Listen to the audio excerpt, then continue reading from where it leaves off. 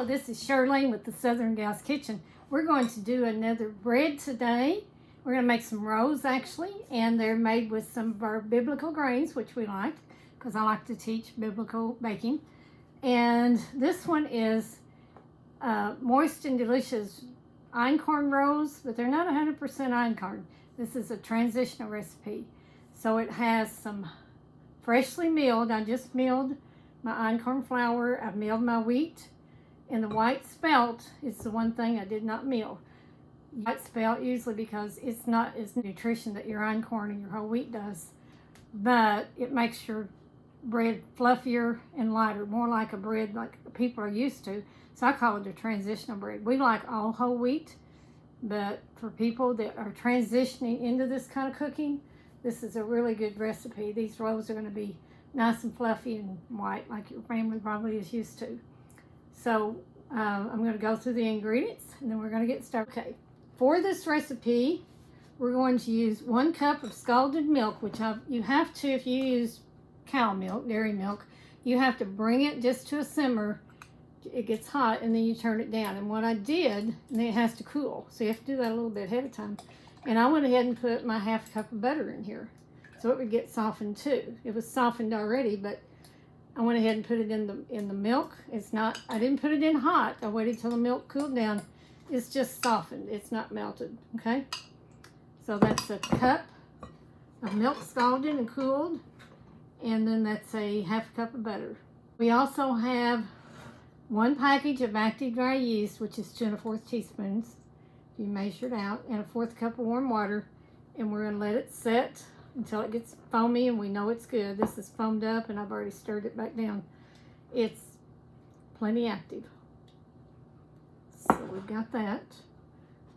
We've got our 2 1/4 cups of white spelt. Again, white spelt pretty much has the nutrition taken out, but for people that can't eat modern wheats, the ancient grains are easier to digest, and so white spelt still has a use. But it still makes things, it's kind of like an all-purpose flour in that way. If you use all-purpose flour in this, make sure it's at least organic would be my recommendation. We have 1 cup, well on this white spelt, we have 320 grams. We have 1 cup of whole wheat that I freshly milled, and it is, this is the red, hard red wheat, 128 grams.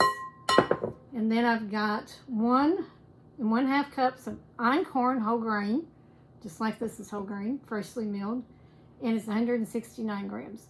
Now these recipes will all, I'll put a link down below so you can get them off of my site. You can also sign up for my newsletter and you get even more recipes, more tips and tricks and so forth. And it's growing.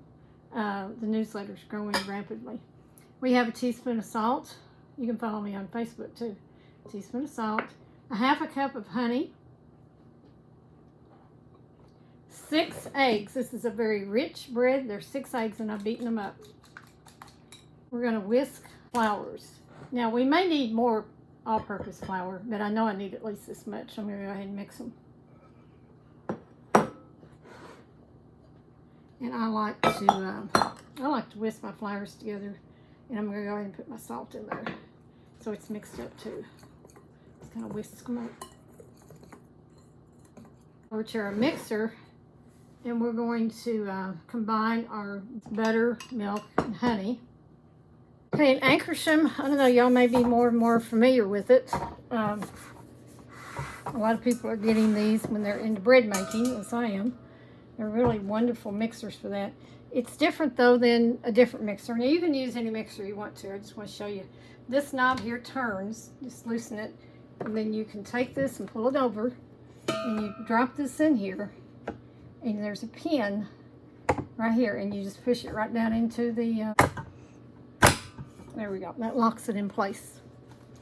Then you can move this and you can tighten it here. You can tighten it, loosen it, but this roller is what mixes. You start out with an Einkorn, put it around where you can see what I'm doing. You start out with it next to the wall. This bowl turns. This part does not turn. So you're going to start with it next to the side of the bowl, and then we can loosen it later, and we'll bring it over here after we get some flour in and I'll show you all that. There's this piece. It just goes right down in here. Now the Einkorn has another mixing bowl for cakes and things like that, but I'll use that on different days. Comes with a little spatula to clean this little round thing off with. But you can do up to 8 or 9 loaves of bread at one time. It's just a workhorse. And I bought it because my KitchenAid would get too hot. You turn it on and off here. This is how long it runs. You can time it. And this is how fast. Now what you want to do to start out, it doesn't matter. Once you put your flour in, you don't want this past what they call 3 o'clock because it's gonna beat your bread too hard. You wanna mix it slowly. And so I like to just keep it at about 3 o'clock. I don't go beyond that unless I'm mixing just the butter and eggs, which I'm going to do at first. I'm going to start with this butter and milk, and then we'll add our eggs in there. You want to get this really, really, really creamy. Put it in. And it's just going to, see the bow's turned here, just scrapes it off the side. And I'm going to turn this just to get that butter and that milk kind of mixed up.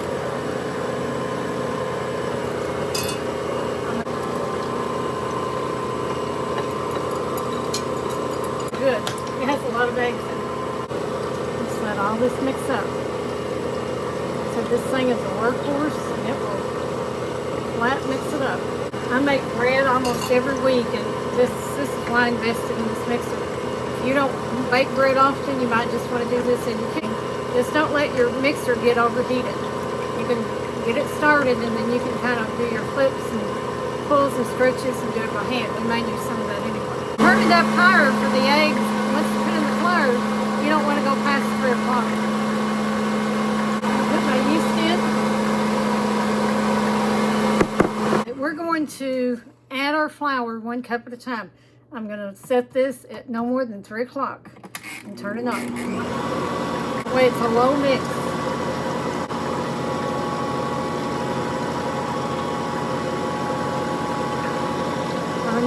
Turn the center and it'll kind of pull it to the center.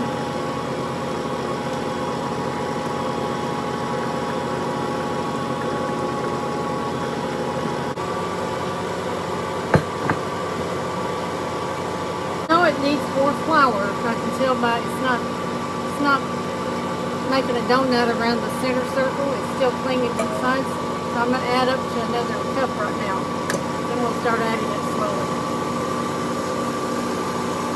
You want this, in this mixer, you want this dough to make kind of a donut around the center part here.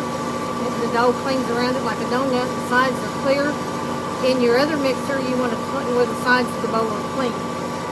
Start it right there. Depending on the weather, the climate, the heat in your house, all kinds of factors can affect how much flour you use. I can see this needs more, I'm going to add it slowly. A little bit at a time, a couple of tablespoons at a time.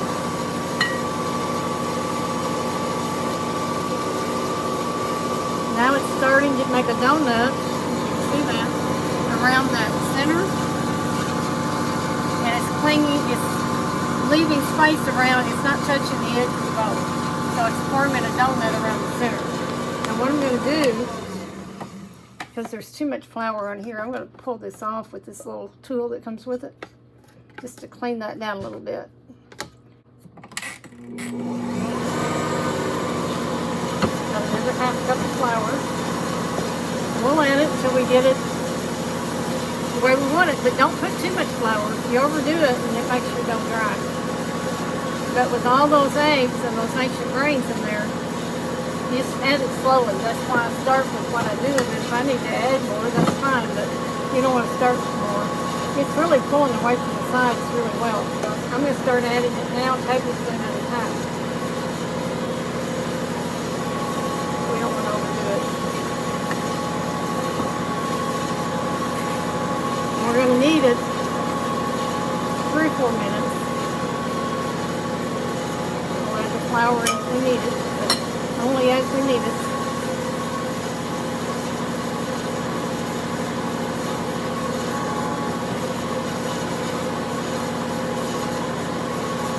bread baking is something you can't just go by a recipe because, again, your humidity, your flour, there's so many factors. Even grains from season to season will be different. They'll act different. You have to learn to know your dough. You want this dough sticky, but we're going to get it down where it's still sticky, but it's going to be less sticky. And then we'll do some stretch and folds on the cabinet and let it rest. And I can let this rest for 15 minutes too. It wouldn't hurt anything. Another tablespoon of flour. Trying to really start clinging around. It's making a good donut though. So we're going to let it run for a couple of minutes. 3 or 4 maybe before we come back. Still pretty sticky, but it's going to be sticky. We'll do some stretch and folds and let it rest a little bit. I'll show you that. But I'll let it set about 10, maybe 15 minutes. The bran and the wheat and the einkorn just takes longer to absorb, so you want to give it time. Cover it up. We'll leave it 15 minutes and we'll be back. Okay, this dough, since it's set, has developed some gluten. It's kind of, before it was, you couldn't pull it up. Now you can kind of pull it up and it's stretchier. It's still pretty soft, and it's going to be, but we'll fix that on the board. But I am going to knead it more. And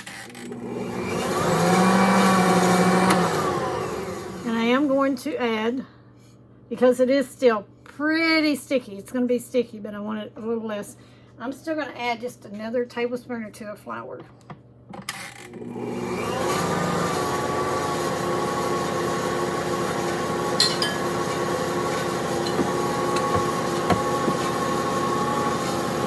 When I say a tablespoon, it's really kind of a heaping tablespoon, I guess.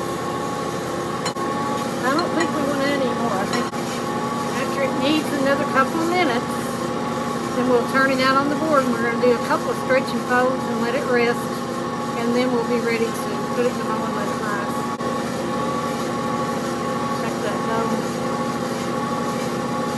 It's getting better. It's not sticking to my hands as much.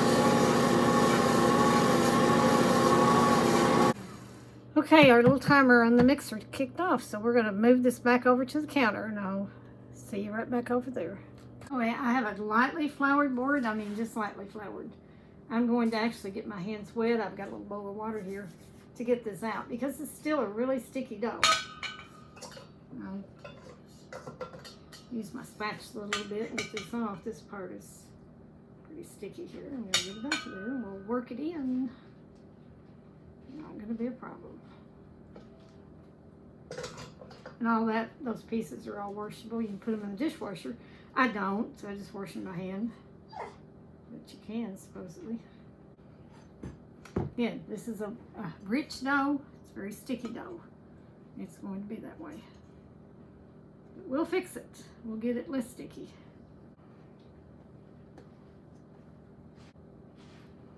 We're going to get it wet so I can get the rest of that out of there. These dough scrapers are really good to, you can get them wet on sticky dough, and they really work well. Sticky dough. I get my hands in flour. Just to put the top of that and just dust it a little bit. That's what I'm going to do with it. It's very sticky. We're going to take our wet dough scraper and pull it up.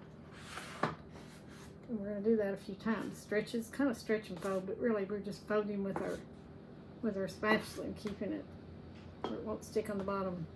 It takes a little extra flour on that bottom. You don't want it sticking too much, but you don't want too much flour either. That'll make your bread tough. You don't want that.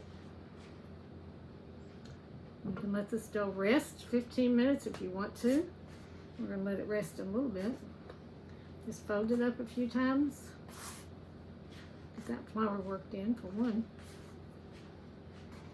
Keep it scraped off the counter. A tiny bit, just a dusting of flour is all you need here and there.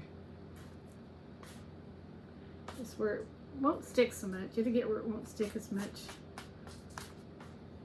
You get less sticky as we work it and let it rest. We're going to let it rest again for 15 minutes. It's already better and better and better shape. You can see that's, a while ago it was shaggy, pulling apart. Now it's not, it's pulling up. Much better. It's going to get even better. Getting there. And we can't do a window pane test yet. I'll get my hands floured. Pretty sure it's, well, actually it is. It does pass the window pane test. We're going to let it rest anyway and do just a few more stretch and folds. Even though it's not sticking to my hands anymore. It's really, really getting in good shape. Maybe just let it rest 10 minutes because it's in good shape. Again, dust that board, but don't overdo it. Just to keep it from sticking. All we want. You can take your dough and plop it down just like that a couple of times. It helps build that gluten too. Okay, cover it, let it rest. There's my bowl, I'm going to let it rise in. I'm going to let it rest 10 minutes this time. Okay, we are back. We've had about 10-minute rest here. That rest just helps that bran and that whole grain and the einkorn and the whole wheat soften and get a chance to absorb into the flour. So those are good things to do when you're working with whole wheat. Always let them rest. A few more times. See, it's not sticking to the counter as much now. I'll put that in flour. It is a little bit. I'll still dust a little flour into there with my spatula, with my dough scraper. Don't want to, again, you don't want any more flour than you have to. I'm sprinkling. That's all I'm doing. Stove's in pretty good shape. It already passed the window pane test, we know that. I just wanted a little bit more consistency, and it's there now. Now let's do a window pane test. It's tearing just a little bit, but get my hands dusted here so I'm not pulling on it too much.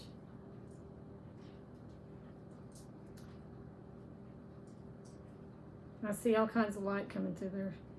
So it's definitely in good shape. I'm probably, since it is still just a little shaggy, probably going to do a few more stretch and folds. You can stretch it up like that. Take it around each side. Stretch, stretch and fold. My hand's wet. Wet just keeps it from sticking to your hands. You don't want it so wet, you make the dough wet though. Stretch, fold, stretch and fold, stretch and fold. It just really helps get that dough in better shape. Stretch and fold, stretch and fold. And you can do that and let it rest 10 minutes and do it again. You can do that 2 or 3 times if you want to. But since our dough did pass the window pane test, I'm going to let it rest 10 more minutes. And then we're going to let it rise. I'm going to look at this one more time. Still wanting to tear a little bit on me, and I don't like that. Take a piece off of there and get my hands wet so I can really see it. See it better, make sure it's in good shape. We don't want it jaggedy and teary. We want to definitely see light through it already. Yeah, it's pretty much there. I'm going to let it go just a little bit more. Let it rest 10 more minutes. But it's, I can see light through that dough, which is good. That's what I want. Keep that dough from sticking to the board, because it's still pretty sticky when it's doing that. I want just enough flour to kind of prevent that from happening.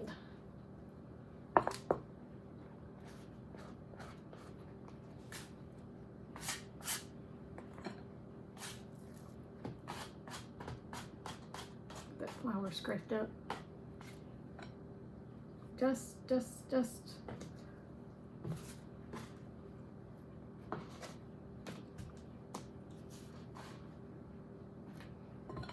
dust, dust. That will keep it from sticking so much. We'll fold it a few more times, then we'll let it rest. Then it should be ready. We'll be back in 10 more minutes. Just give your dough time. Don't rush it. This has actually been 25 minutes. I got busy doing something else, but it's okay. Dough feels good. I'll get my flour in my hands. Feels really good. It's not tearing, and I still see lots of light through it. It's ready. We're gonna let it go. It's in good shape. It's still gonna stick to the counter, and that's all right. We'll get it up. We're gonna put it in a bowl and let it rise until about double in size. In a warm place, but not anything. You don't want it above 110. I just leave mine out on the counter. Got my bowl greased. Put the dough in. I'll turn it over. Grease the other side. And we'll let it double on this. Is pretty much going to be to the top. This is a big batch of dough. Make your rolls. I like to make them kind of big. You could even make hamburger buns out of them if you wanted to. Sandwiches. I'll use some of these for sandwiches. Take some to my daughter and some to my granddaughter. If you wanted to freeze them, I'll go ahead and bake them before I freeze them. You can, I've got dough in the freezer now. I'm going to make cinnamon rolls out of. You can freeze dough at this point and then take it out. You could shape your rolls and then freeze them however you want to do it. And then just take them out and let it rise, warm up and rise, which takes a few hours. And then go ahead and bake your bread too that way. But the one I've got in the freezer, I had made 3 loaves of bread and made 2 into loaves for bread. And I saved one of them for the freezer, and it keep about a month. I'm going to need to get it out and make cinnamon rolls here. I'll try to film that for you. It's a buttermilk bread. It's really soft and it's really good. All right, we'll cover this with some plastic wrap and then come back when it's to the top. Back, and we're going to shape our rolls. I've got an iron skillet here greased. Now I also have a oblong sheet pan with parchment on it, and I like to do some really cake pans too, or round cake pans.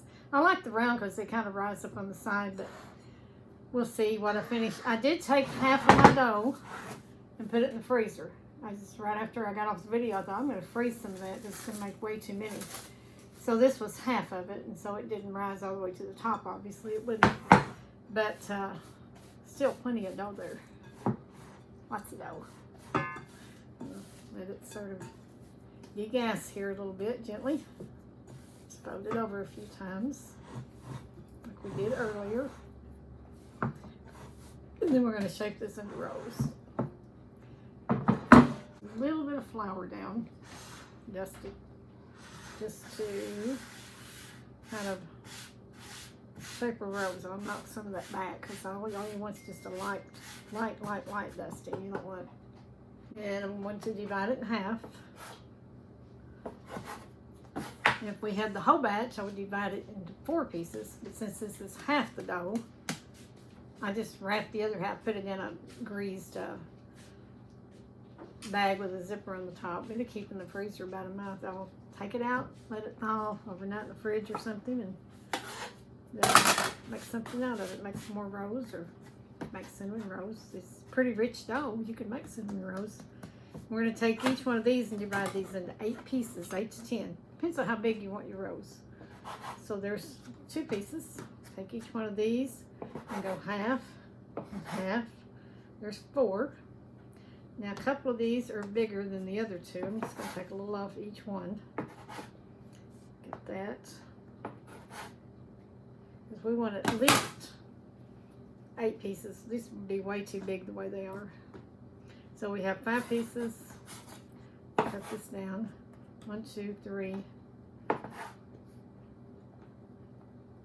4, 5, 6, 7. Let's get one more. I want to get 8, and then I'm going to weigh them a little bit so I can get them about the same. This one's a little big. That one's a little big. That one's a little big. That one's a little big. I think we got 8 here. Let's take our scale. Towel on my scale so it doesn't get all nasty dirty. Put this up here, maybe you can see it better. We'll see how much one weighs, and then we'll kind of go from there. 52 grams. I like to get them about the same so they'll bake about the same evenness. That was 58. It's a little large. There's 50. I think I'll make these all about 40, 45, 50. Take these down a little bit. 44. That way we can get 8 to 10 out of them. Otherwise they're gonna be too big, I think, for my liking. You make them whatever size you want. 44.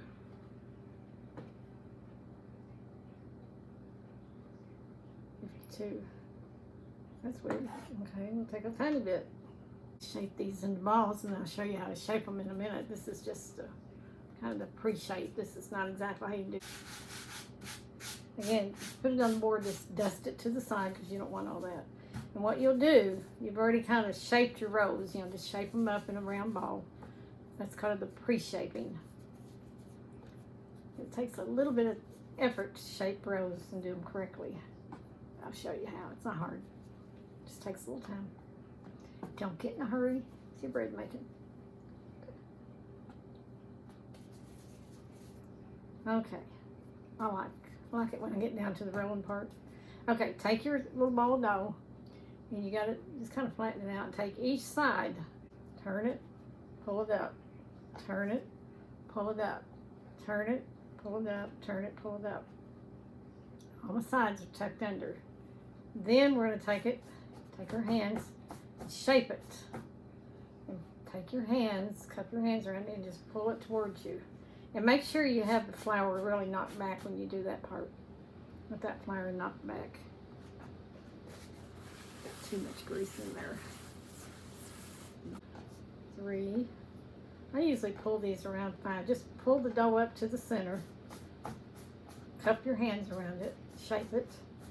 And be real round. And then take a clean part of your board. Put your hands in front and just pull. Let it slide on the board. It has to just kind of slide, and that tightens it up on the top, tightens up the dough. Is a top, which is what you want. I'll keep doing these, and then I'm going to cover them and let them rise, probably another 30 minutes till they kind of puff up. Then I'm going to bake them in a 400-degree oven for 8 to 10 minutes. You just want them to get brown. You want rolls to get around 190 degrees. So I always check mine with a digital thermometer. When they get 190, then I'm going to take them out, and they should be good and brown by then too. But that's all we're going to do here. So we'll let these rise. I'll finish shaping them, let them rise, and then I'll bake them off, and I'll be back. Okay, our rolls are done. They look good. They smell good. I forgot to tell you, when you're putting your rolls in your pan, you want to leave a little space between them because they are going to spread out and rise. So I actually made 2 pans. I made a skillet and a 9-inch cake pan. Cake pan's still in the oven. And I put just a little bit of oil on the top, just lightly brushed it, and put some everything bagel seasoning. They look fantastic. Taste one now. They smell good with that everything bagel on them. These are nice big rolls. It made 16 for a half a batch, because like I said, I put half in the freezer, so it would make 32 otherwise. We don't need 32 rolls around here. It's really hard to cut hot bread. It tends to kind of mesh up, but I want to go ahead and cut one open for you so you can see it. If that were a loaf of bread, I wouldn't do that. And I'm going to leave the rest of these till they cool before we even try to cut into them tomorrow. I'm going to put a little butter and a little bit of honey on mine. You could use honey, jelly, or with everything bagel seasoning. You don't have to have either one. I do like butter on them. Do a little bit first, but we don't have time, do we? This is the tiniest bit of honey out of there. I don't need a lot of honey, especially it's kind of nighttime around here too. So this would be really good. What I'm going to do with some of it is take it and split it tomorrow for lunch probably. Make a ham and cheese sandwich, and then just put a lid over it. Like I'll split it and put it in there. Put a lid over the top of the whole thing, the roll, and I'll cook it on my little flat cast iron round pan. It's kind of a flat little pan, but any skillet would work. And then let that cheese melt with that honey. I've got some bacon or sausage sandwiches or peanut butter and jelly.